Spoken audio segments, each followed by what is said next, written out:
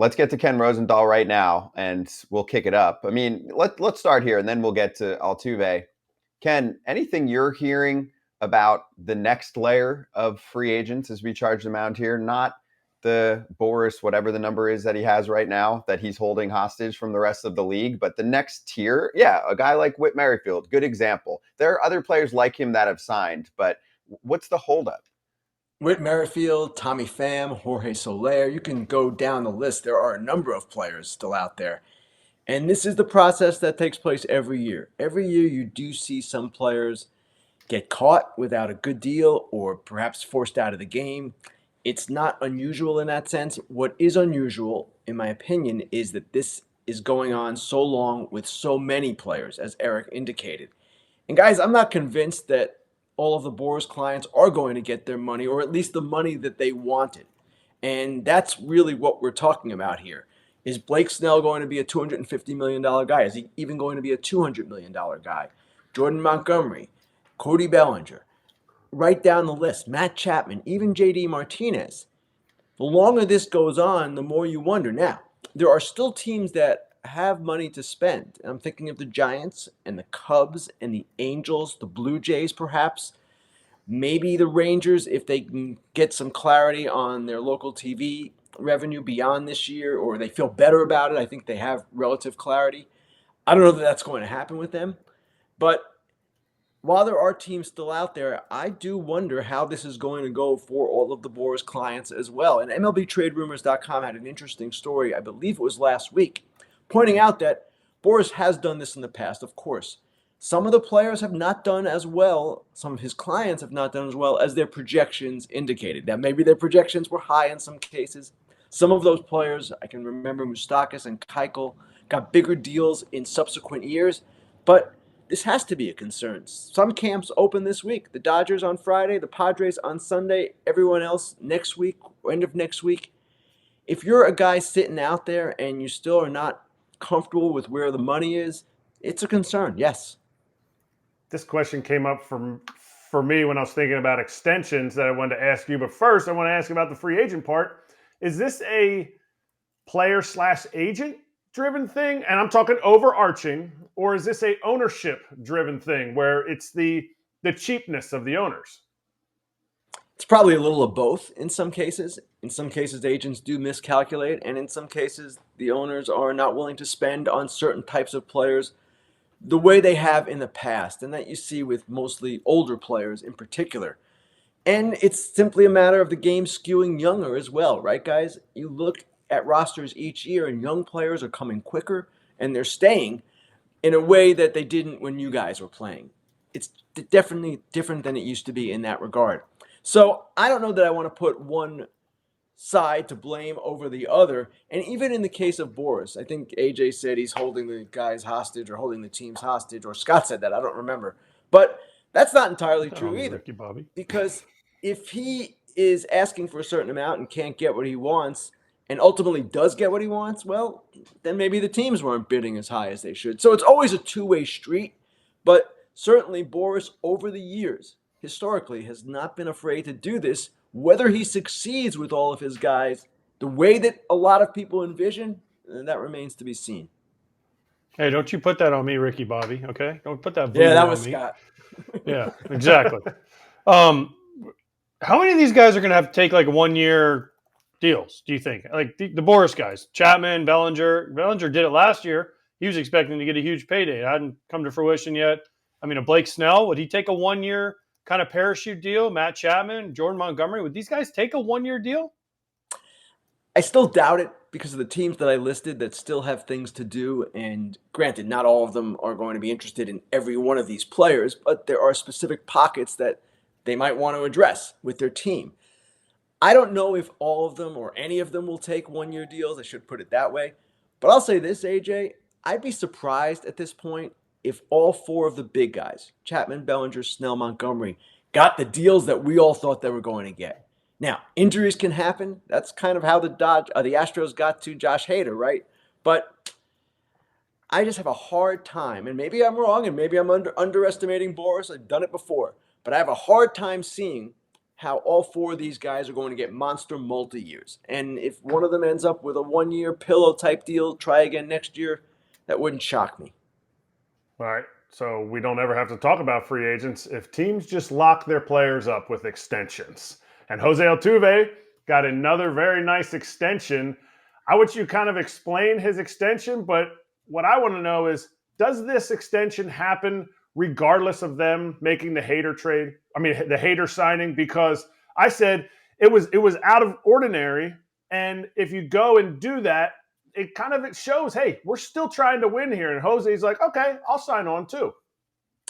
I believe it happens regardless, Eric. To me, the two most predictable things of the offseason were Jose Altuve signing this extension and one that likely will come, Zach Wheeler signing an extension with the Phillies. To me, both of those are simply going to happen. One of them already has. Altuve, yes, I'm sure he's worried about the future of the team, but he also is quite comfortable in Houston. He is beloved in Houston in a way that he isn't in other cities, and he appreciates everything he has been through with this organization, how they took a chance on him, how they gave him 2 contracts previously, how he has become the face of that franchise.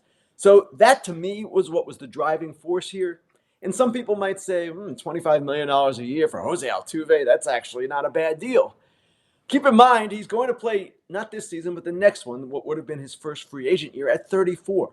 So was he getting $125 million at age 34 as a middle infielder? I'm not sure. To me, it's a fair deal. It's a good deal. It acknowledges everything he has meant to that franchise and everything he will mean to that franchise. At the same time, I totally expected this was going to happen. Maybe not this early. Maybe I thought later in spring, but Altuve with the Astros, that was inevitable. What you just said is the thing I love. It's a fair deal. Why can't we just get fair deals for everybody? Why? That's the thing. Like, he wanted to stay in Houston. Houston wants him to stay there. Can't we just get a fair deal and also acknowledge, like you said, what he did? Acknowledge what he's already done.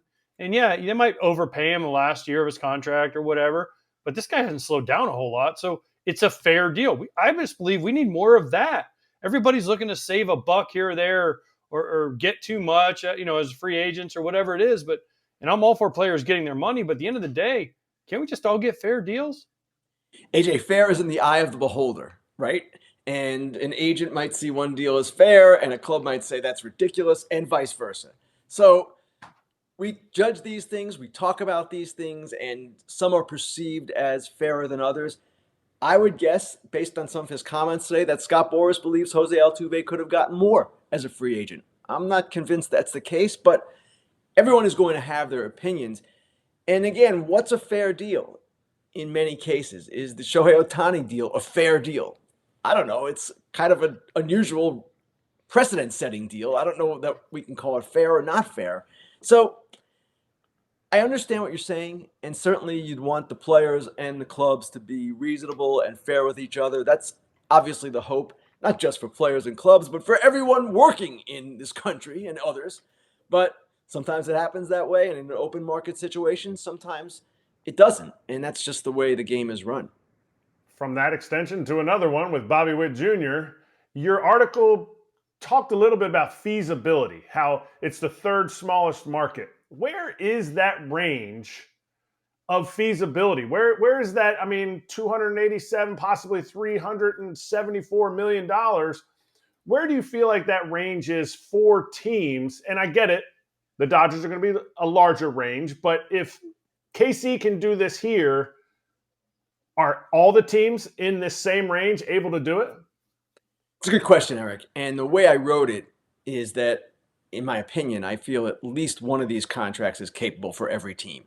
And I listed how in the last 3 years, most teams in low revenue positions have signed at least one player to such a deal. Now, 3 years ago, when Tatis signed with the Padres, I wrote an article saying, this is great in many ways, but I kind of question, can the Padres sustain this and can they do it?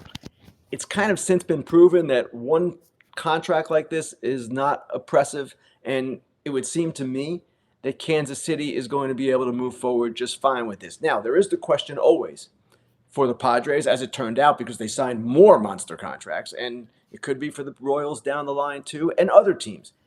Will these teams be able to carry the payrolls that you would want? You would think that the answer is yes. The game's economics are always fluid and always changing, but generally speaking, these teams don't sign these deals unless they believe they can afford them. Now, the Padres are a little bit of an exception because they've had to retrench now with some of their bigger deals and cut their payroll.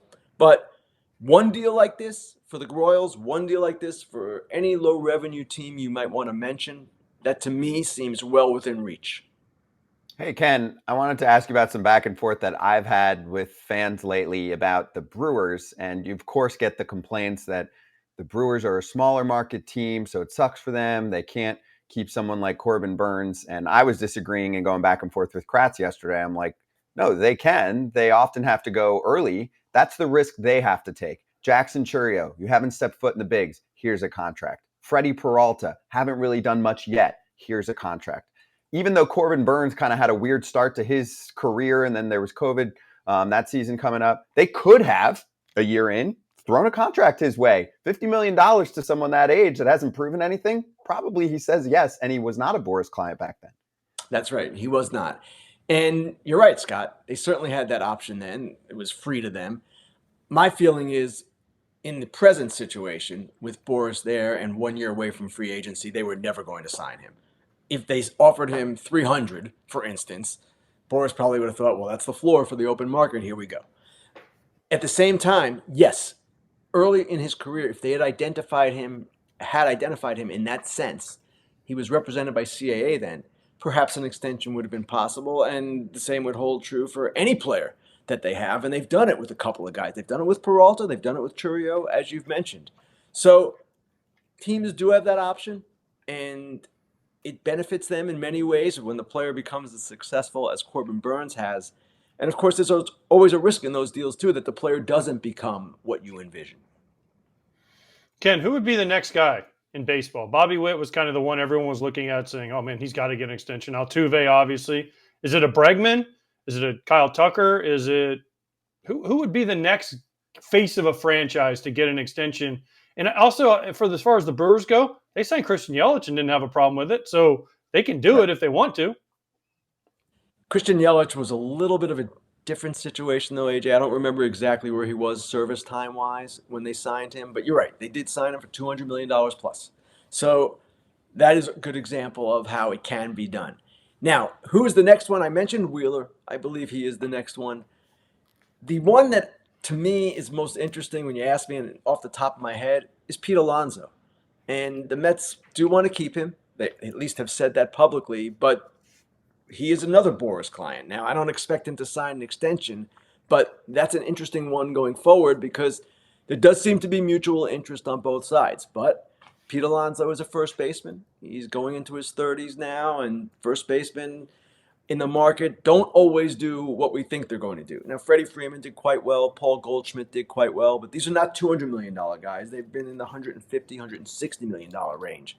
So if Alonso wants 200, as he might, I don't know, then I don't know if that gets done. I don't know if it doesn't, but that's going to be a storyline all season long in New York. And if he goes out and hits 50 again, the story and the questions and all of the noise is going to get a whole lot louder.